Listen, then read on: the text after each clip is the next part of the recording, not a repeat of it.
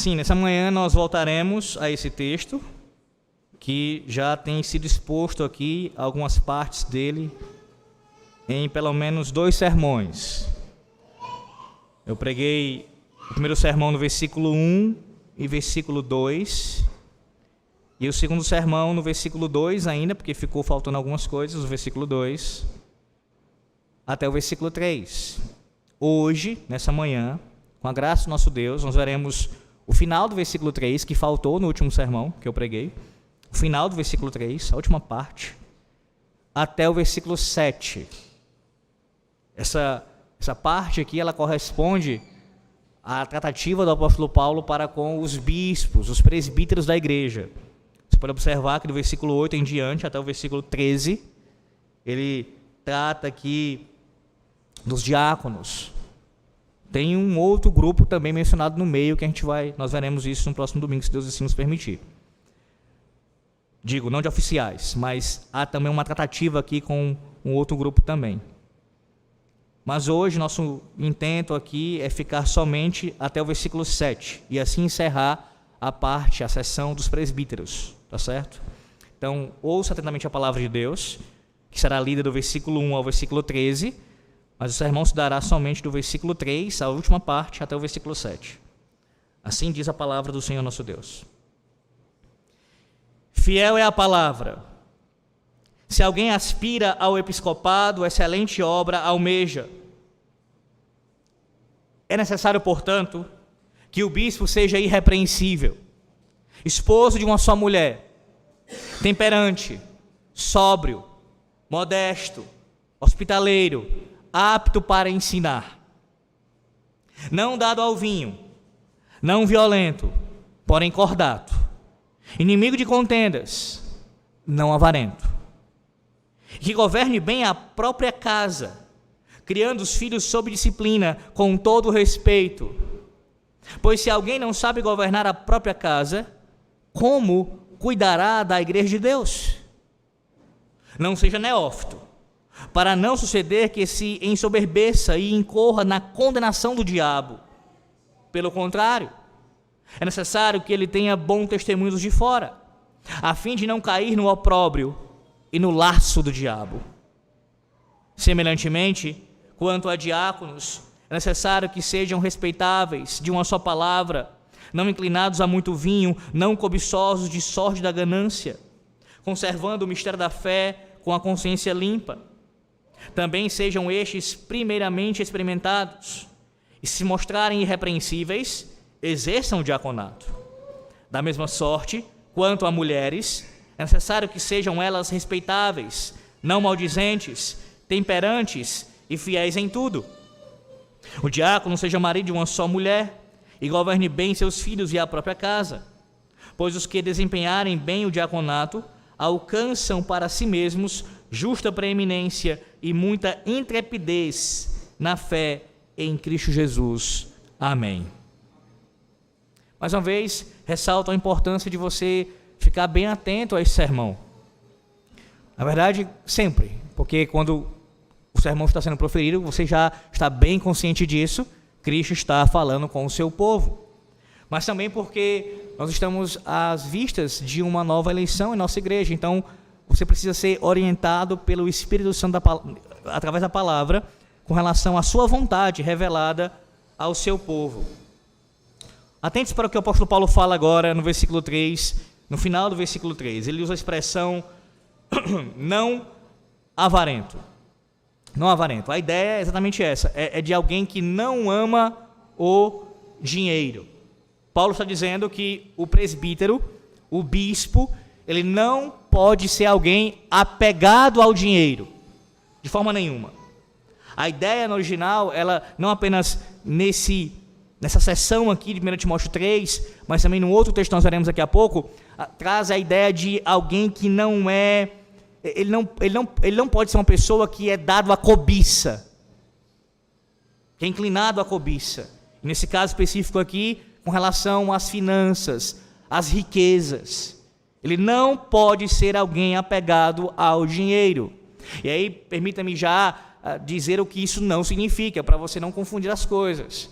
Isso não significa ser alguém que não é responsável com as suas finanças, que não se preocupa, que não se atenta para ela. Pelo contrário, é exatamente o contrário disso.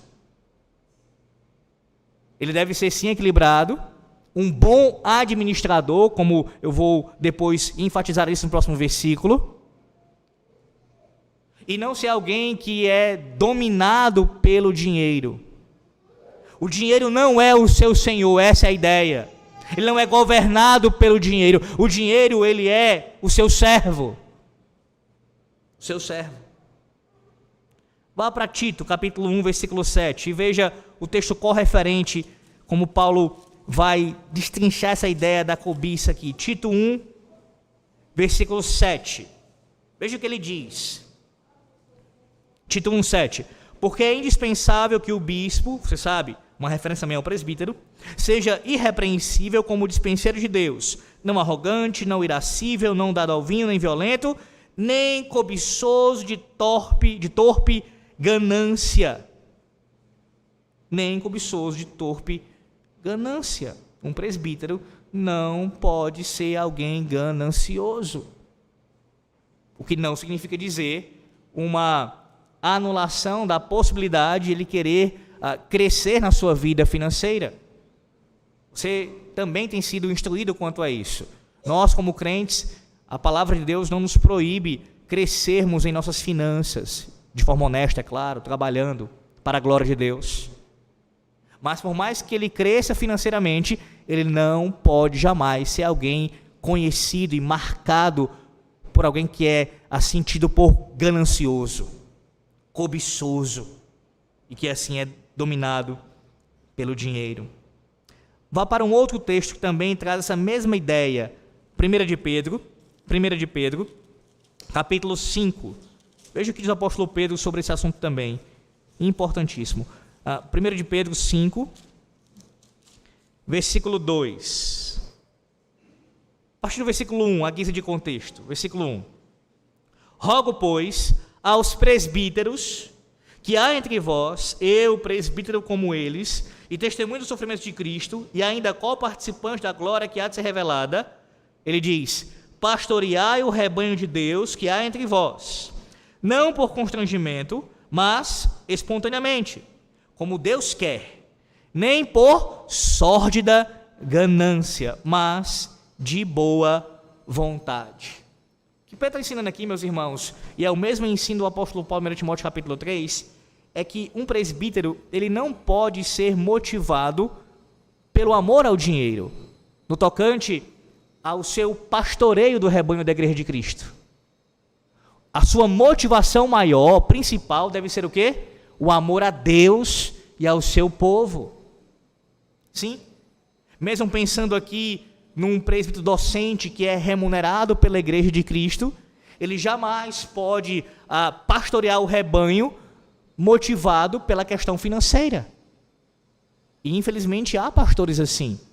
E aqui eu quero falar meramente desse grupo, tá? Dos docentes, ministros da palavra dos sacramentos, que basicamente a decisão deles de pastorear uma igreja, ela se limita à questão financeira. E aí, mais uma vez, como eu sempre procuro fazer, eu não estou dizendo com isso que ele não possa medir isso também. Isso não faz parte da sua análise, da sua avaliação, quando ele vai aceitar um convite. É claro que isso faz parte. É claro que isso faz parte. Ainda mais ele tendo esposa, filhos, dependendo das suas necessidades pessoais. Isso vai pesar. O ponto é que isso não pode ser aquilo de maior peso, e muito menos a sua motivação para pastorear o rebanho. Quantas vezes Deus, em sua providência, fará com que aquele ministro seja provado na sua vida mesmo, na sua área financeira, e até mesmo tenha que se entregar a obra de tal forma que perca financeiramente. Então, a sua motivação não pode ser o dinheiro. Pensando também nos regentes, em sua administração, em sua vida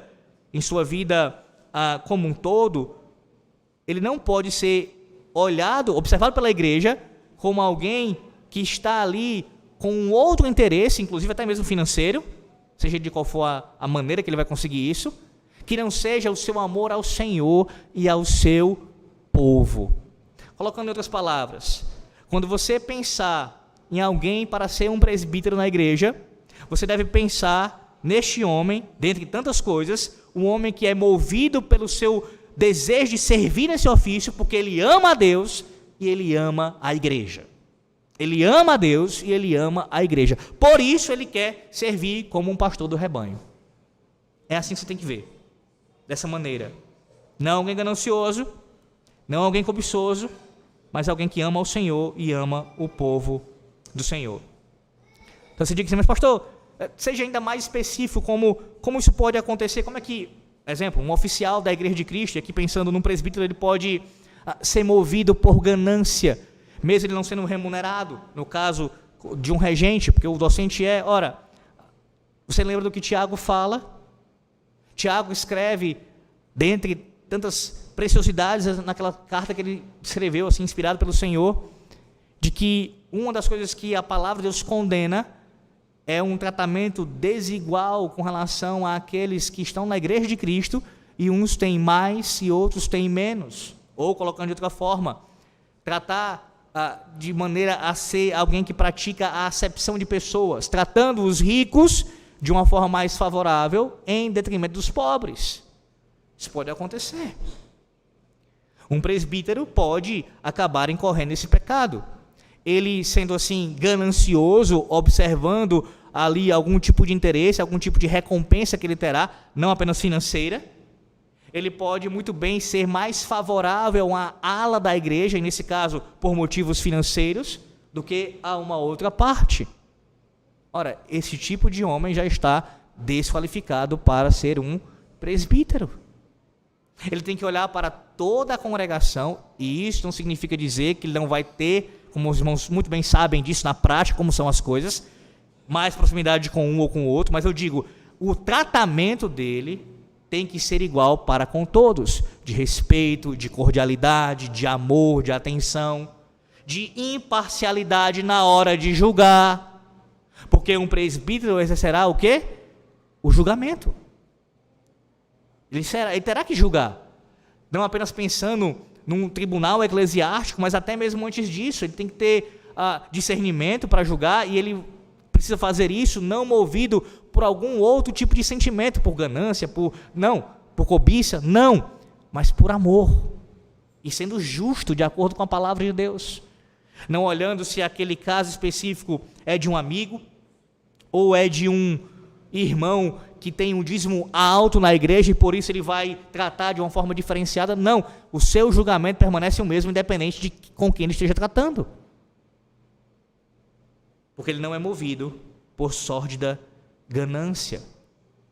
Veja, isso não significa dizer que o conselho de uma igreja, quando está trabalhando e assim se reunindo, não se preocupa com, pegando um exemplo bem prático e bem próximo a nós, bem real, na nossa realidade, não é que a gente não se preocupa com pessoas que saem da nossa igreja também pensando no aspecto financeiro. É claro que há essa preocupação, irmãos. Seria hipocrisia dizer o contrário. E seria também irresponsabilidade. Por quê?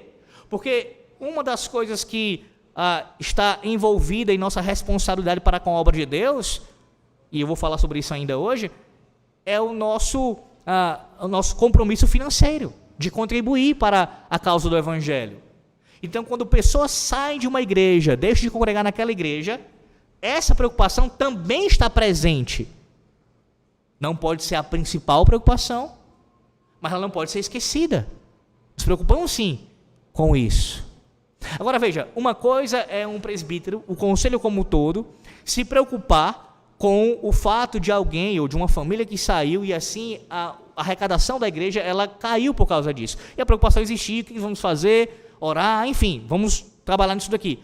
Outra coisa seria o oficial ele deixar de se pronunciar, de se posicionar acerca de uma questão com receio que isso aconteça. Percebe a diferença? Ainda que não seja para um ganho pessoal dele, ele não vai lucrar pessoalmente com aquilo, mas existe uma cobiça ali. Existe ali, quando ele deixa de falar o que tem que ser dito, de tratar um caso com receio que aquela pessoa saia da igreja, existe sim a cobiça aqui presente, uma ganância presente, algum tipo de pecado presente nesse sentido, dessa natureza, ligado a isso.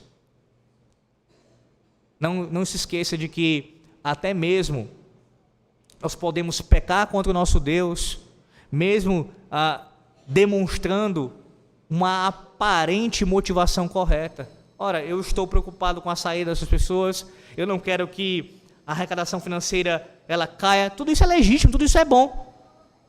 Mas quando isso é usado como justificativa para não tratar um pecado, por exemplo, tudo isso cai por terra.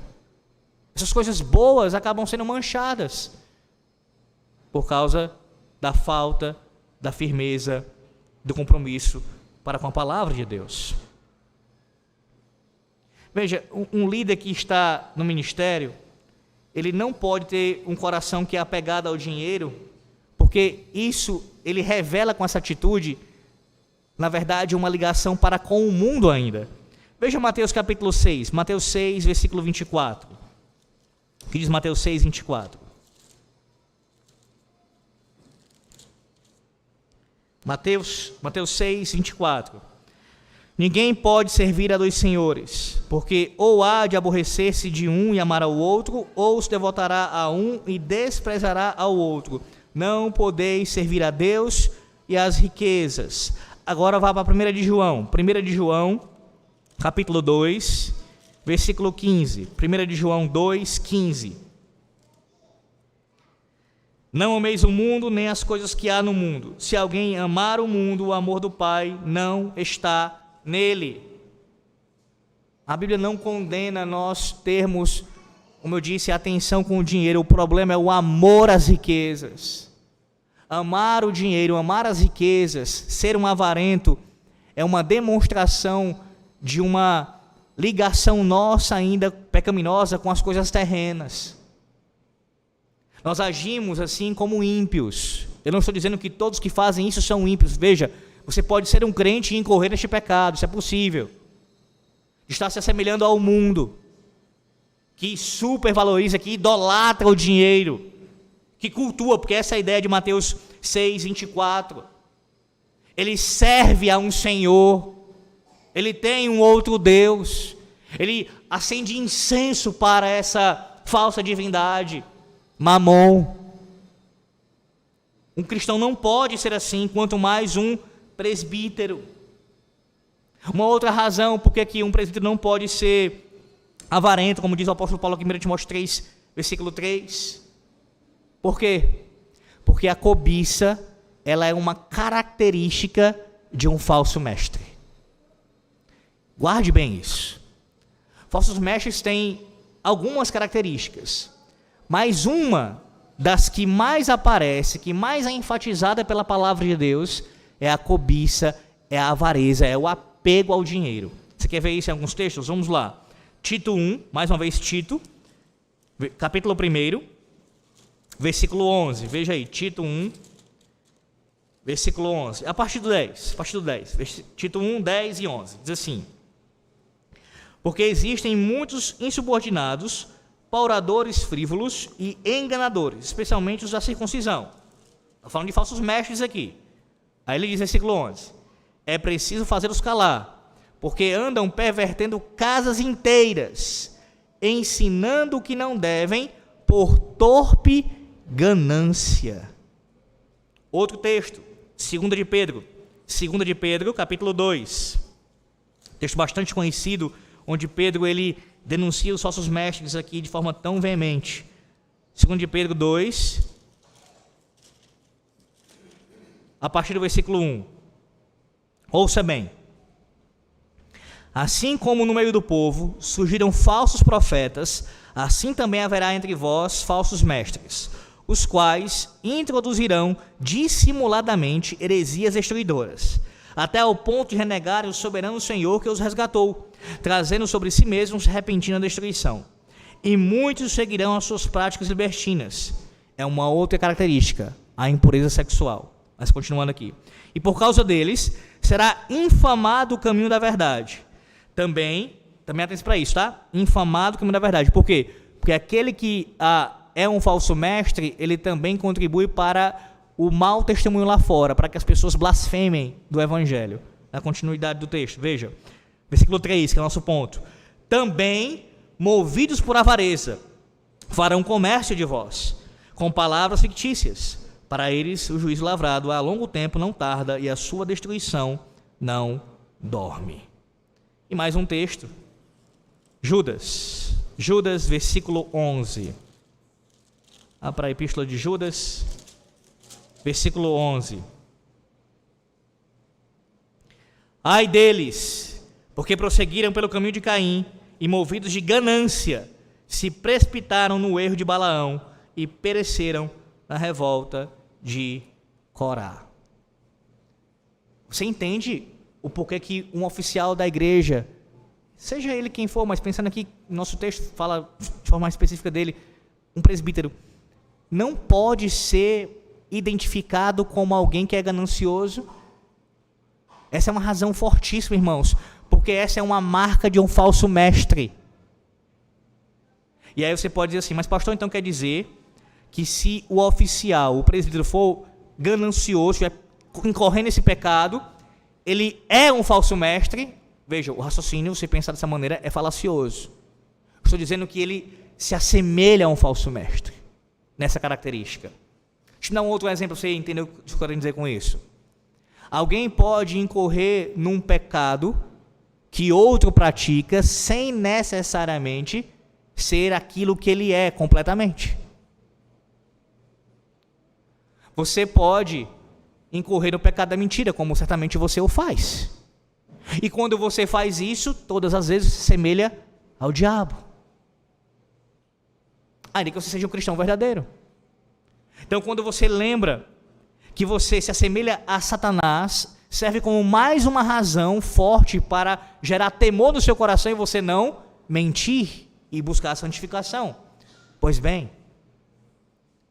mais uma razão para que haja santificação nos oficiais da Igreja de Cristo com relação ao dinheiro, ao trato, ao uso do dinheiro, das finanças, é para que não sejam, nem tenham uma sombra de semelhança com o falso mestre. Não sejam identificados, nem pontualmente, com o falso mestre. Agora veja o próprio exemplo do apóstolo Paulo. Vá lá para Atos capítulo 20, versículo 33. O homem que escreve essa carta, 1 Timóteo 3, no caso, a carta como um todo e esse capítulo aqui, veja o exemplo dele, lá em Atos 20, versículo 33. O apóstolo que está escrevendo essa carta, veja o seu exemplo pessoal aqui. Atos 20, versículo 33.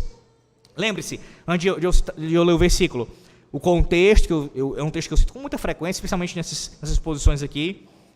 Paulo, ele está se despedindo da igreja de Éfeso, falando com os presbíteros. E ele está traçando ali o seu histórico, do que ele fez, do que Deus fez através da sua vida naquela igreja. Aí olha o que ele diz no versículo 33. De ninguém cobicei prata, nem ouro, nem vestes. Certamente, o maior testemunho que um pastor pode dar saindo de uma igreja para ir para um outro lugar é de que ele foi fiel à palavra de Deus, na pregação dela e no seu viver. Certamente. E nesse viver a palavra, também certamente faz parte esse testemunho do apóstolo Paulo aqui. Agora você leia esse versículo mais uma vez, aí observe-o e pense na realidade que nós vivemos. Quantos pastores poderiam sair de uma igreja e dizer isso publicamente para os presbíteros e para a igreja? De ninguém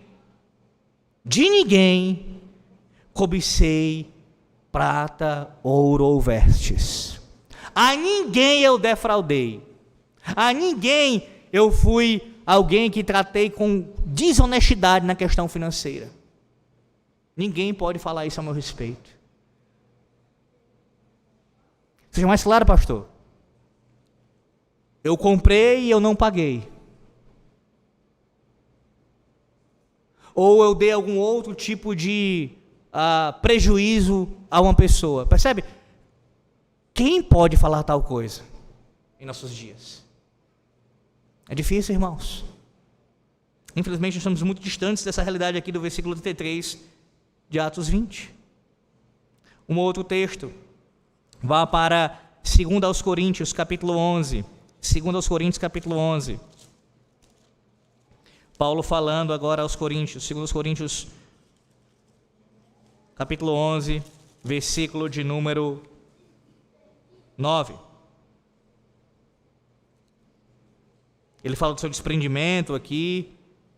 Aí diz, versículo 9: E estando dentre vós, ao passar privações, não me fiz pesado a ninguém, pois os irmãos, quando vieram a Macedônia, supriram o que me faltava, e em tudo me guardei e me guardarei de vos ser pesado.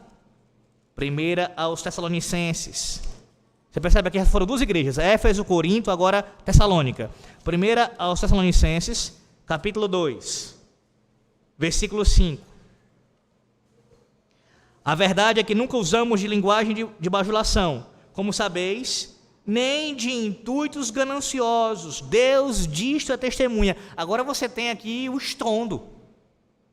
Porque não apenas o apóstolo Paulo, ele dá testemunho e pede para que a igreja dê testemunho disso, apontem em mim pecado, mas ele chama a Santíssima Trindade para ser sua testemunha. E diga se ele tinha sido faltoso com relação a isso. O que você aprende com esse testemunho do apóstolo Paulo? Dentre tantas coisas, uma delas, o apóstolo, o pastor que escreve 1 Timóteo 3 e diz: o bispo, o presbítero, não seja avarento, tem vida para falar isso, tem testemunho para falar isso, do próprio Espírito Santo testemunhando que é verdade o que ele diz. Ele vivia isso, e todo oficial deve ser assim, todo. Antes de passar para o próximo versículo 4, eu quero chamar a atenção aqui de algo importantíssimo ainda sobre a questão da avareza, que talvez alguns não se atentem, mas que é uma aplicação legítima desse trecho final do versículo 3. Um presbítero pode demonstrar, assim como um crente, de forma geral, avareza em várias circunstâncias, em diferentes áreas da sua vida, mas tem uma área que ele fazendo isso será ainda mais prejudicial, não apenas com relação ao seu testemunho, mas também um prejuízo para a própria igreja de Cristo, mais diretamente ainda, efetivamente falando. Um presbítero que não é dizimista e que não oferta para a contribuição da obra de Deus, à luz desse texto aqui, também se coloca em desqualificação para exercer o seu ofício.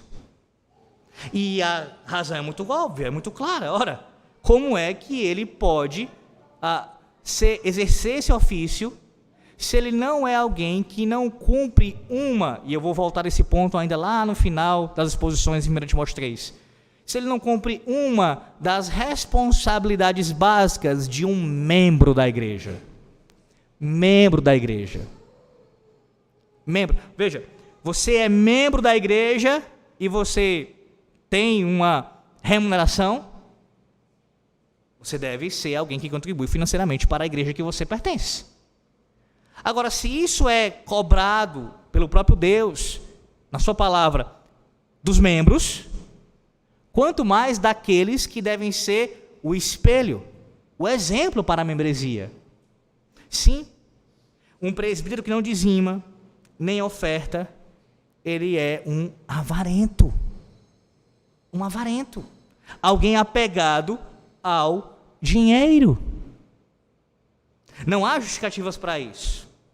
Não há. Sempre são as mesmas. São sempre aquelas que, de alguma maneira, tentam burlar a lei de Deus, a palavra de Deus.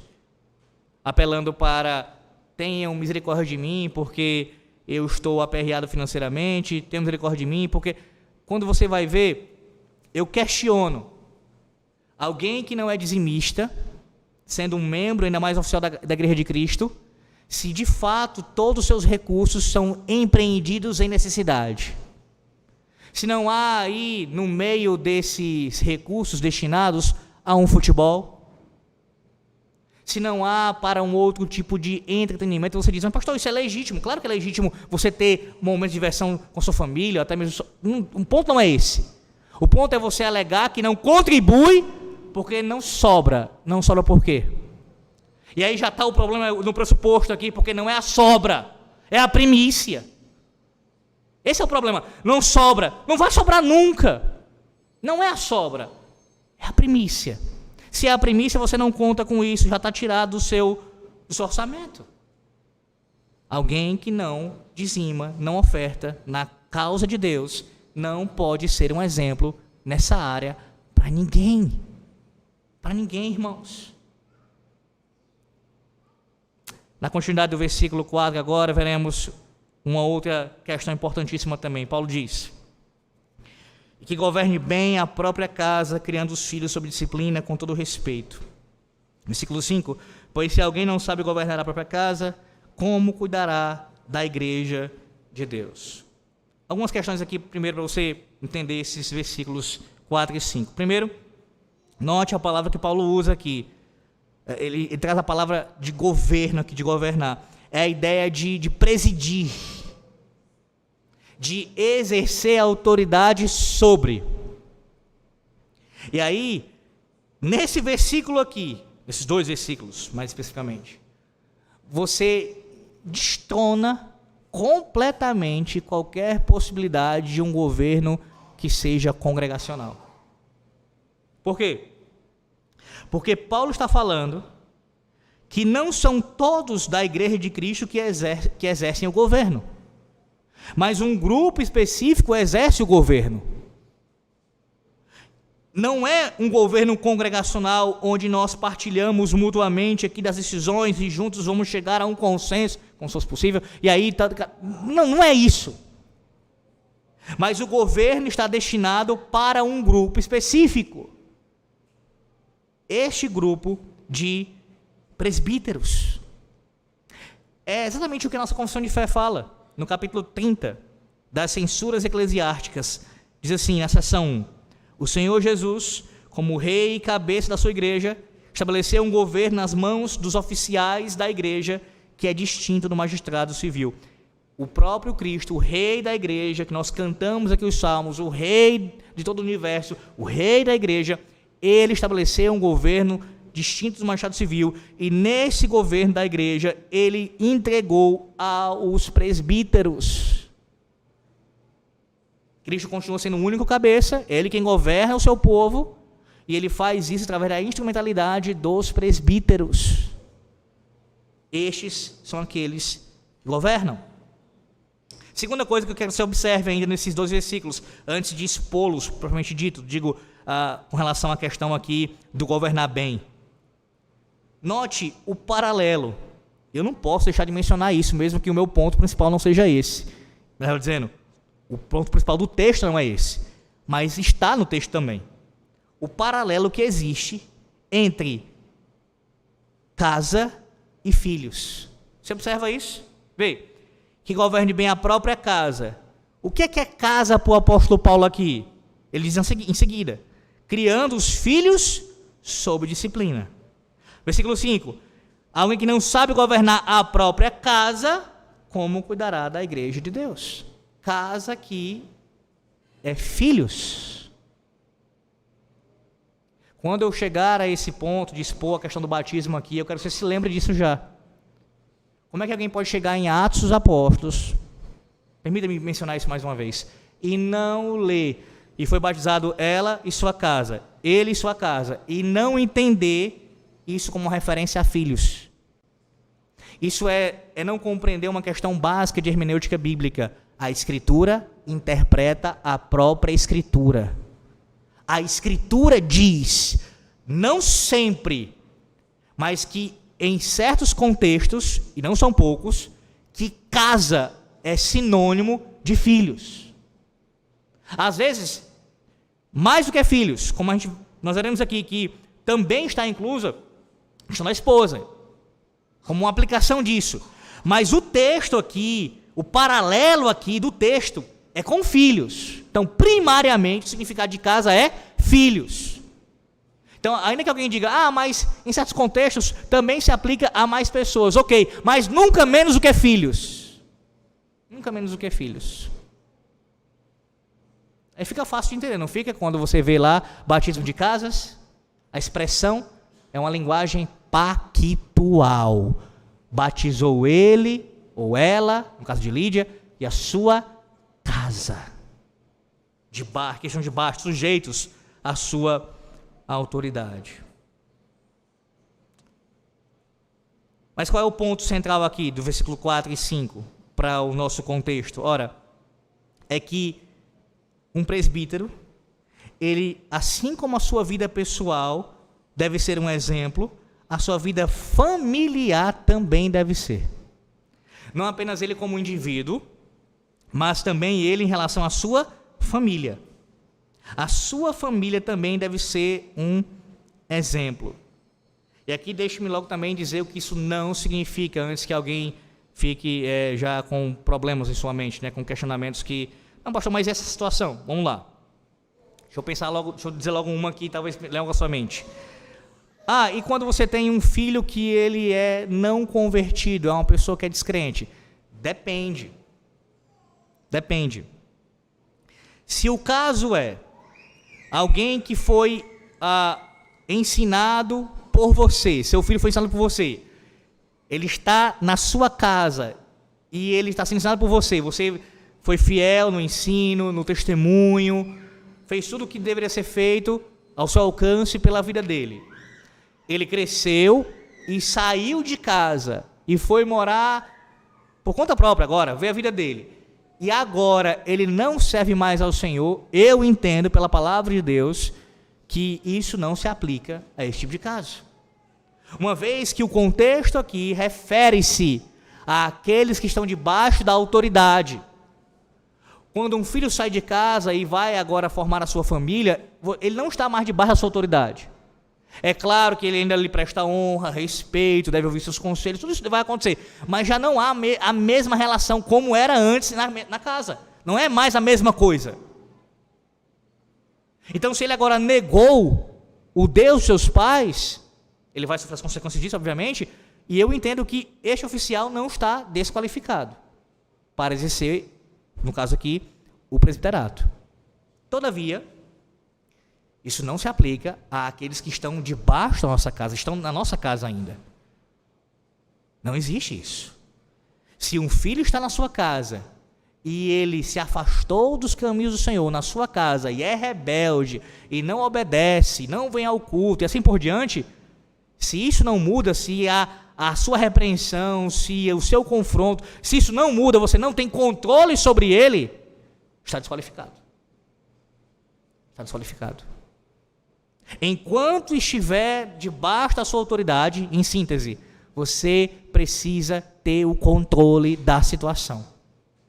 Talvez alguém diga assim, mas pastor, ainda que isso seja apenas externamente, sim. Até porque você não pode fazer internamente em nenhuma circunstância. Você não pode fazer isso quando a tua mulher ficou grávida, você não pode ir lá, entrar no útero dela e dizer no coração do teu filho para ele ser salvo. Depois que ele saiu, quando adulto, você nunca vai poder fazer o que é interno. Só Deus faz o que é interno. Então você faz tudo o que é externo. Ensina a palavra, ora, admoesta, disciplina, faz tudo que é para fazer. Tudo. Então, digamos que durante anos ele está vindo para a igreja só por obrigação. Claro que você vai confrontar nisso, você vai mostrar que ele não pode servir a Deus só por obrigação, tem que ser por amor, tem que ter prazer. Você vai fazer tudo isso, é claro. Mas se ele ainda dizer que só vai por obrigação, pai, eu só estou indo por obrigação. Pois vai por obrigação. Ou no caso, vem por obrigação. Por dever. Enquanto estiver na minha casa, vai cultuar ao meu Deus juntamente comigo. Na minha casa e juntamente com a igreja. Se eles se revelaram um hipócrita, as consequências virão sobre ele certamente. Mas o meu papel eu cumpri. O meu papel eu cumpri. Então, essa é a ideia aqui. Um oficial da Igreja de Cristo não pode ter uma família que seja desordenada. Não pode. Assim como ele não pode ser alguém desequilibrado financeiramente. Ele não pode ser alguém desequilibrado em sua família. A sua esposa e os seus filhos devem dar um bom testemunho. Deve andar ordeiramente. Um exemplo disso, e eu vou aprofundar quando nós chegarmos na questão das mulheres, num outro momento, num outro sermão, mas só adiantando um pouco disso. Ora, um presbítero, começando por um homem cristão, tá? Mas mais ainda um oficial, que não exerce autoridade no seu lar, a tal ponto da sua esposa ela não lhe ser submissa, ele está desqualificado para exercer o presbiterato. Está, irmão, assim como pastorado, assim como diaconato. Não pode. Não pode. E alguns podem contra-argumentar, mas pastor, eu não tenho como controlar. Ora, num certo sentido isso é verdade, você não tem como dominar alguém nesse sentido, tá? Absoluto. É claro que não. O que a palavra de Deus não está ensinando não é isso. Não é esse tipo de domínio que você está imaginando agora. Mas é que em sentido? No que compete a você, aqueles que estão debaixo da autoridade devem, a sua principal característica ser marcada por submissão à sua autoridade, ao seu senhorio ali como o senhor da casa. As pessoas não podem olhar na igreja e observar assim, a mulher não é submissa.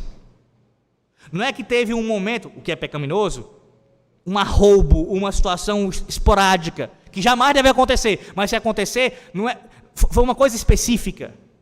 Um filho desobedeceu, outra coisa é a marca, é uma característica. Você olha e pensa, eita, aquele lá, a mulher manda nele. Aquele lá, os filhos fazem o que querem, sempre. Não pode ser uma marca. A insubmissão na casa de um oficial. Porque a insubmissão vai acontecer, irmãos, em algum nível. Vai ter um momento que a mulher vai discordar, no sentido até pecaminoso mesmo, porque ela deve sempre evitar de fazer isso publicamente, é claro, e os filhos também. Mas outra coisa é o oficial lidar com isso de uma maneira relaxada, ele não trata o problema, ele simplesmente é conduzido pela circunstância, pela situação. No lugar de dominar, ele é dominado. Está desqualificado. Está desqualificado. A palavra que Paulo usa aqui, veja, ele diz assim, criando os filhos sob disciplina. É a ideia no original, no grego, de sujeição. E Paulo está usando aqui, segundo um comentarista, um termo militar, que era usado para soldados que estavam debaixo de uma autoridade. Então, assim como um soldado está debaixo de uma autoridade, da sua autoridade superior, os filhos devem reconhecer isso no seu pai e vê-lo como essa autoridade, estando sob disciplina. E veja a palavra usada aqui, disciplina. Ora, como é que alguém que se propõe, e esse é o raciocínio de Paulo, lógico, no versículo 5, é o raciocínio lógico de Paulo. Como é que alguém que se pretende a disciplinar famílias não consegue disciplinar a sua? Não consegue colocar a sua sob disciplina? Caso dos filhos aqui, até mesmo disciplina física, obviamente. Ele não pode. Essa é a conclusão dele, com uma pergunta retórica. Pois se alguém não sabe governar a própria casa, como cuidará da igreja de Deus? Usando a linguagem do próprio Paulo lá em Efésios, como é que alguém, parafraseando, como é que alguém que não cuida da sua família, como é que este alguém cuidará da família de Deus? Como é? Você sabe a resposta, não sabe a resposta para isso? Ele não cuidará. Ele não cuidará. Infelizmente, irmãos, há pessoas que não entendem isso. Ou no caso, entendem no sentido do raciocínio. Eles entendem logicamente a coisa. É isso, mas eles não absorvem isso. E não se curvam a isso. É o que o texto diz aqui. Eu vi cada caso. Casos de homens que não tinham o mínimo de autoridade sobre o seu lar, mas ansiando serem pastores, ministros. Quando o apóstolo Paulo fala aqui tão claramente que essa é uma desqualificação. E aí, muito cuidado, tá, com isso. Porque também, por parte de alguns desses homens, eu já ouvi a seguinte fala. Tá vendo, mulher? Eu não vou poder ir para o ministério por tua causa. Tu não é submissa a mim, por isso eu não posso ser um pastor. Por que tem que ter cuidado com essa fala? Porque existe algum tipo de verdade nisso? Sim, quanto ao fato de que ela não é submissa. Mas, ora, se ela não é submissa, isso também denota uma falha na liderança do marido. Então, o problema não está só nela. O problema também está nele. E certamente essa não é a única desqualificação de um indivíduo quando ele se apresenta assim para o ministério. Tem outras, irmãos. Tem outras também. A família precisa ser bem ordenada. Um presbítero deve primeiro provar na intimidade, meus irmãos, e na exposição da própria casa, sua capacidade de levar os outros à salvação e à santificação. É na sua casa que ele prova que Deus dotou de forma exclusiva para definir espiritualmente o exemplo de virtude, servir aos outros, resolver conflitos, construir a unidade e manter o amor. Deixa eu comentar isso daqui com mais calma. Eu tiro aqui de um outro comentarista. Veja, como é que alguém pode querer servir a igreja de Cristo se ele não serve primeiramente aos seus, na sua posição de marido, de pai? Como é que ele pode querer resolver conflitos? Irmãos, vocês sabem muito bem do que eu estou falando. O quanto de conflitos há numa igreja que um pastor tem que lidar. Entre casais, entre pais e filhos, entre irmãos. Pois bem, se ele não consegue resolver dentro da casa dele, na intimidade dele, lá no quarto dele, ele não consegue resolver, passa de semana sem falar com a mulher, ou dias, ou horas, e ele vai resolver um problema de um casamento que está se destruindo. Me diga, como é que ele vai fazer isso? Ele não vai fazer, porque ele não tem condição para fazer. Não tem. Alguns não têm nem equilíbrio para ouvir certas coisas, porque para ouvir certas coisas precisa de maturidade para ouvir e equilíbrio, para você absorver bem aquilo e lidar com aquela situação de uma maneira sábia, não propalando as coisas, mas guardando para si mesmo e tratando biblicamente. Como é que ele vai construir a unidade, ou nesse caso não construir, mas preservar a unidade do corpo de Cristo, se a sua casa vive desunida? Ele não vai. Não vai. Se ele não consegue fazer essas coisas que são essenciais em sua casa, por que você julgaria ele capaz de fazer isso na igreja? Por quê? Eu quero lembrar mais uma vez o que a nossa Confissão de Fé fala. Nossa Confissão de Fé, a Confissão de Fé de Westminster, no capítulo 30, seção 2 agora. Escute bem. Das censuras eclesiásticas.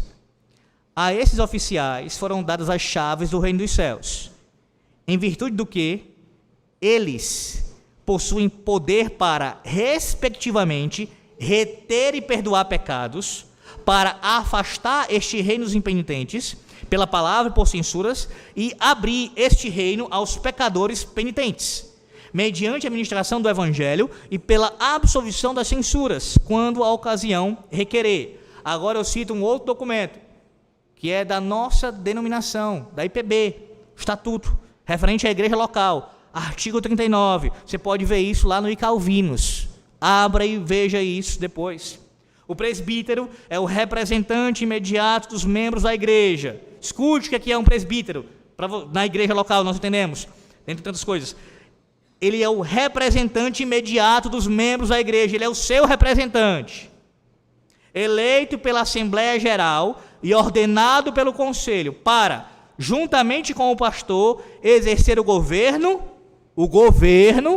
e a disciplina, termos que são bíblicos utilizados aqui em Timóteo, zelar pelos interesses da igreja, bem como exercer demais atribuições na forma do presente estatuto e da Constituição da IPB.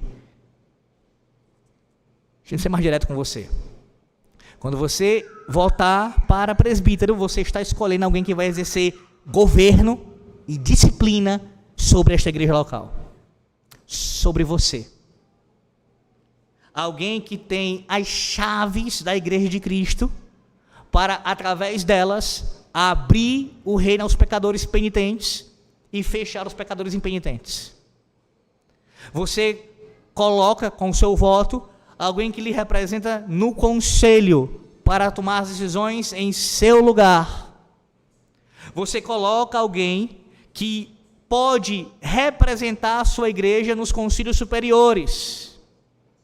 Presbitério, sínodo, Assembleia Geral, o Supremo Concílio da Igreja, tomando decisões que vão mudar, ou podem mudar o rumo de toda uma denominação.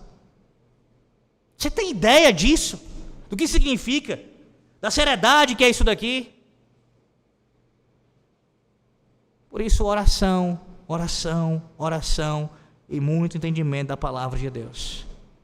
Em último lugar, versículos de número 6 e 7. Não seja neófito, para não suceder que se ensoberbeça e incorra na condenação do diabo. Pelo contrário, é necessário que ele tenha bom testemunho de fora, a fim de não cair no opróbrio e no laço do diabo. Veja, Paulo cita essa palavra aqui, não seja neófito, e eu quero que você entenda logo o que ela significa. A ideia é exatamente de um novo convertido, de um recém-convertido. O presbítero não pode ser um novo convertido. Um novo convertido não pode exercer papel de liderança na igreja. Fico abismado como às vezes acontece de pessoas que vêm de uma outra igreja, de uma igreja que não é reformada, uma igreja não reformada, o indivíduo chega numa igreja que se diz reformada e com pouco tempo está tendo muito espaço fazendo várias coisas, mesmo sem ser um oficial ainda. Quanto mais, irmãos, colocar o seu nome para exercer o ofício na igreja, que agora passa a ser reconhecido publicamente, oficialmente, como alguém de autoridade perante o povo. Os presbíteros, portanto, eles devem ser homens espiritualmente maduros na congregação. Vá para o capítulo 5, aqui de 1 Timóteo, capítulo 5, veja. Olha o alerta de Paulo aqui, seríssimo com relação a essa questão. 1 Timóteo 5, versículo de número 22. Ele diz assim, a ninguém imponhas precipitadamente as mãos, não te tornes cúmplice de pecados de outrem, conserva-te a ti mesmo puro. O verbo precipite, meus irmãos, aqui, ele se refere a prosseguir com essa cerimônia, sem um período de investigação e preparação adequado para ter certeza das qualificações do homem. Tem que existir investigação, preparação, para que haja a imposição de mãos. Pense num presbitério, para ordenar alguém para pastor. Tem que ter todo um período de avaliação, inclusive no final, as sabatinas e tudo mais. E não de qualquer forma. Quando ele diz assim, não te tornes cúmplice de pecados de outrem, certo comentarista diz o seguinte, isso se refere ao pecado da ordenação precipitada, que torna os responsáveis culpados pelo pecado do homem de servir como um presbítero não qualificado e assim enganar as pessoas. E na sequência, comentando na última parte, conserva-te a ti mesmo puro, ele diz o seguinte, Paulo queria que Timóteo, ao não participar do reconhecimento dos presbíteros não qualificados, permanecesse de uma maneira inatingível, não sendo atingido, no caso, pelos pecados dos outros. A igreja precisava de líderes qualificados, mas a seleção precisava ser executada de um modo cuidadoso. A ordem de Paulo aqui a Timóteo é muito clara. Não seja um cúmplice, não vá impor as mãos sobre a cabeça de alguém que você o vê como desqualificado para exercer o ofício. Não faça isso. Porque quando você faz isso, você se torna um cúmplice. Um cúmplice. No caso, ampliando aqui, Não, entenda, o significado é esse, tá, irmãos? Agora, a aplicação do texto. Isso tem aplicação para a igreja, não é apenas para os oficiais. Eu estou livre disso, pastor, porque eu não vou impor as mãos sobre ninguém, né? Ora, quando você vota, quando você elege alguém que não é qualificado, você se tornou cúmplice também. Cúmplice de alguém que vai ser ordenado e não deveria ser.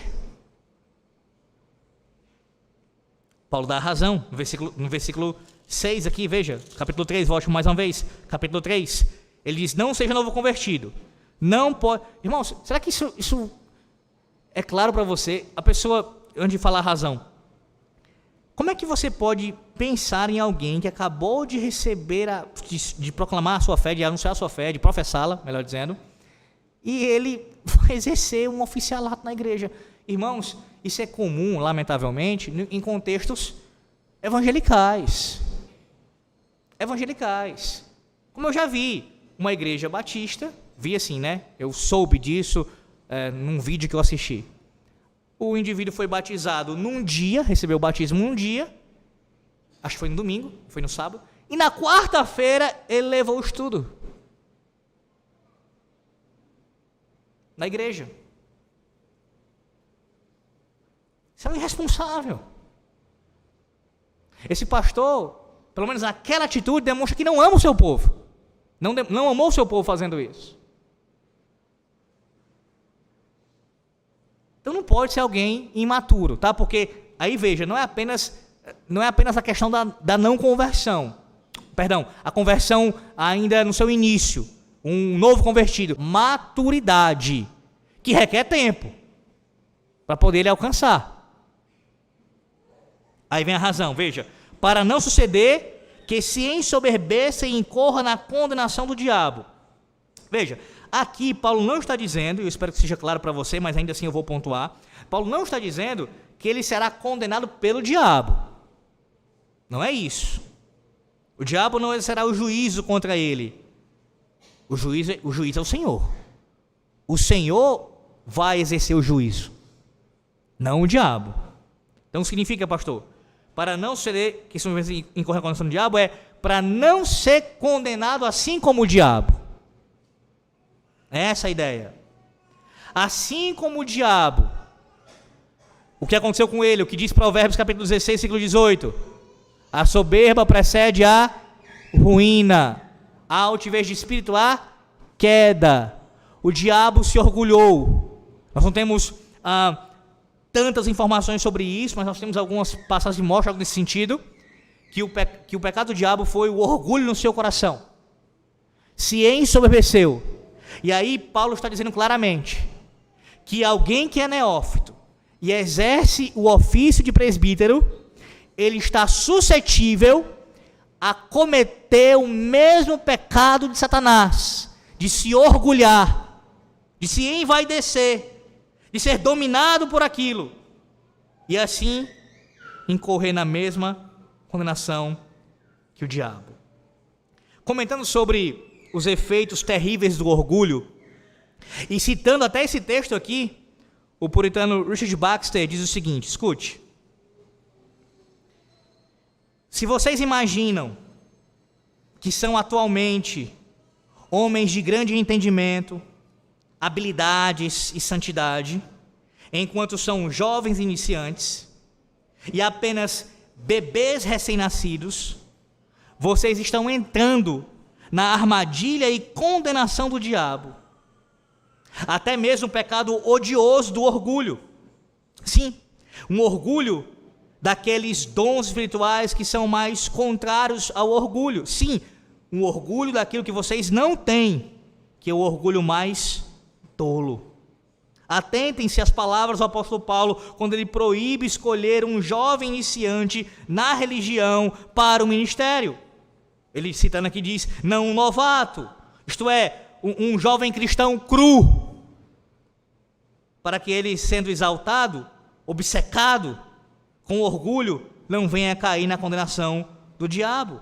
Ele segue e diz assim, por que os jovens iniciantes correm mais perigo disso que outros cristãos? Alguém poderia pensar que sua infância deveria estar consciente de sua própria enfermidade. Mas Paulo sabe o que disse. Veja, primeiro, em parte isso acontece, a fala de Paulo aqui, porque a rapidez de sua mudança, saindo da escuridão para uma luz que nunca viram antes, os surpreende, os transporta e os faz pensar que estão quase no céu e que não há muito mais a ser alcançado.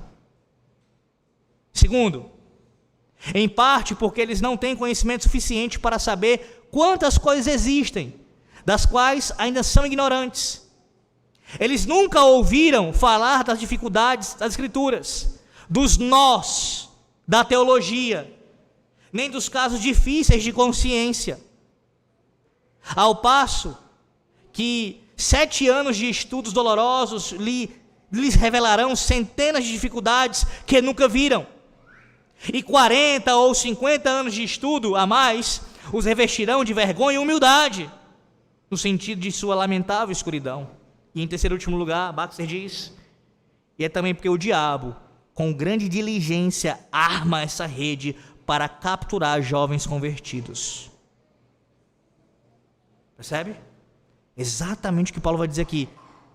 Pelo contrário, é necessário que ele tenha bom testemunho dos de fora, a fim de não cair no opróbrio e no laço do diabo. O versículo 6 fala sobre não incorrer no mesmo julgamento que o diabo sofreu da parte do Senhor. Então, o diabo não é o juiz aqui. Mas no versículo 7, o diabo aparece como um agente que está assim se aproveitando da situação. E aí você vai lembrar de Efésios 6, não vai? Com relação à armadura, as muitas estratagemas do diabo. Veja mais uma aqui. Quando alguém é colocado de forma precipitada para exercer um ofício na igreja de Cristo, ali há um espaço para Satanás laçar a sua rede e trabalhar na igreja, através de um indivíduo que, por mais que ainda seja crente, não está preparado para exercer tal ofício. Não está. E o final, Paulo diz que este homem precisa ter bom testemunho, irmãos, não apenas da igreja, a família e a igreja, mas também dos de fora. O que significa? Que um líder, ele precisa ter uma conduta irrepreensível, de tal maneira que até mesmo os descrentes não possam acusá-lo moral e doutrinariamente. Não podem acusá-lo. Talvez você diga assim, mas pastor, os descrentes nos acusam o tempo inteiro. Não é esse tipo de acusação. Essa acusação que você está falando é a blasfêmia contra o nome do Senhor, é a rejeição ao Evangelho. Isso vai acontecer com todos nós. Eu estou falando com relação ao seu testemunho, ou melhor, citando o que o texto diz acerca disso. Você, no caso de um oficial, um crente como um todo, mas principalmente um oficial, nenhum descrente pode dizer assim, quando mais uma vez mencionar o seu nome. Rapaz, aqui, nessa empresa aqui trabalha o presbítero tal. Quem? Presbítero? Ele é crente? Já pensou? A pessoa fosse falar isso, eu não sabia nem que ele era crente. Não pode ser esse o testemunho para os de fora. Pessoas que podem, não, aquele indivíduo, aqui ele é conhecido como um mentiroso. Aqui ele é conhecido como um adúltero. Aqui ele é conhecido como aquele que compra e não paga. Aqui ele é conhecido como o que desrespeita as autoridades e assim por diante. Não pode ser esse o testemunho. Mas até os descrentes devem dizer, é um homem de ilibada reputação. É um homem honesto. É um homem honesto. Como é que esse líder, meus irmãos, poderia causar impacto espiritual sobre a vida daquelas pessoas que não respeitam a ele? Como? Eu concluo essa sessão aqui acerca dos presbíteros destacando 2 coisas, pelo menos. Primeiro, e não apenas acerca deles, no caso de nós, mas também dos diáconos, que essas características são indispensáveis. Indispensáveis. Eu vou voltar a isso quando falar do diaconato. Indispensáveis. O que significa isso, pastor? Não existe. Eu falei isso no início, né? Das exposições em 1 Timóteo 3. Não existe aqui a possibilidade de você escolher. Peraí, eu vou escolher, eu sou sóbrio, não sou... Não. todas elas são indispensáveis. Indispensáveis. Não tem esse negócio de fazer aqui uma divisão, não. Todas elas devem ser vistas na vida de um homem que pleiteia, que deseja ser presbítero. É claro que elas estarão ali, umas mais avançadas, outras menos, no seu grau de santificação, mas isso tem que ser observado na vida dele. Tem que ser observado. Tudo isso daqui. E nenhuma delas ele vai cumprir perfeitamente, lembre-se disso. Mas elas são indispensáveis. Você não pode baixar o padrão, isso eu quero lhe dizer. Na hora de pensar, para votar, orando. Não, peraí. Deixa eu baixar aqui. Eu vou analisar, mas... Não, você vai olhar todas e vai testificar a vida do candidato. Em segundo lugar, irrepreensível, que é a palavra aqui que norteia, né? Ele diz no versículo 2, que seja irrepreensível. Citando aqui o que Calvino diz sobre isso, ele diz que não seja conhecido por algum defeito ou vício moral e espiritual. Ele não pode ser conhecido por isso. Ou seja, uma coisa é um homem de Deus incorrer pontualmente num pecado, o que é triste, não pode acontecer, mas acontece. Outra coisa que eu enfatizei várias vezes, ele ser marcado por isso. Marcado pela avareza, marcado pela falta de domínio, de governo na sua casa, marcado pela sua imaturidade, pela falta de sabedoria, assim por diante. Ele não pode ser caracterizado por essas coisas. Ele tem que ser caracterizado por essas virtudes aqui, e não pelo oposto delas. Se ele é caracterizado por aquilo que é oposto a elas, ele está desqualificado. E uma palavra mais pastoral ainda nesse final. Não significa dizer, irmãos, com isso, de maneira nenhuma, que tal pessoa necessariamente não seja crente. A gente precisa ter maturidade para poder entender isso. Alguém pode ser um crente fiel ao Senhor, na sua luta, pela sua santificação, mas não está qualificado para ser um oficial. E ainda assim, perseverar na graça de Cristo e temer ao Senhor, mas não ser um oficial. De fato, os padrões são mais elevados. E somente por causa de Cristo é possível cumprir qualquer uma dessas coisas aqui, ainda que imperfeitamente. Porque nenhum de nós é apto para fazer isso perfeitamente. Nenhum de nós. Vocês encontrarão em todos nós, todos os oficiais dessa igreja e de outras, falhas em todas essas virtudes. Algumas mais, outras menos, mas falhas, pecados. Louvado seja Deus pelo nosso Rei, que governa a sua igreja. Louvado seja Deus pelo nosso Rei, que nós cantamos aqui, tantas vezes, vamos cantar mais uma vez agora, após o sermão. Aquele que deu a sua vida pela igreja, que com o seu sangue comprou o seu povo. Louvado seja Deus, porque por causa de Cristo, nós podemos dormir seguros, que é Ele, sobre os seus ombros, que repousa o governo da igreja. Não, em última instância, não é por causa de homens falhos, mas é Cristo com o seu cetro que governa o seu povo. A Deus seja glória por isso, pelos séculos dos séculos. Amém. Oremos ao Senhor, dando graças a Ele. Senhor, graças te damos pela Tua palavra. Graças te damos, ó Deus, pelo Senhor falar conosco nessa manhã, tão profundamente. Assim, ouvindo o Teu Santo Espírito nos admoestar, nos edificar e nos consolar. Te peço, Senhor, que aplique a Tua palavra, que o Teu povo venha a responder de forma fiel ao que tem sido ensinado aqui nesse púlpito. E assim o Teu nome seja glorificado, através de oficiais desta igreja, do conselho, da junta diaconal e de todos os crentes que são fiéis ao Senhor, servos fiéis ao Senhor, vivendo, ó Deus, pela Tua graça, descansando nos méritos de Cristo. Em nome dele nós oramos, em nome do Senhor Jesus Cristo. Amém.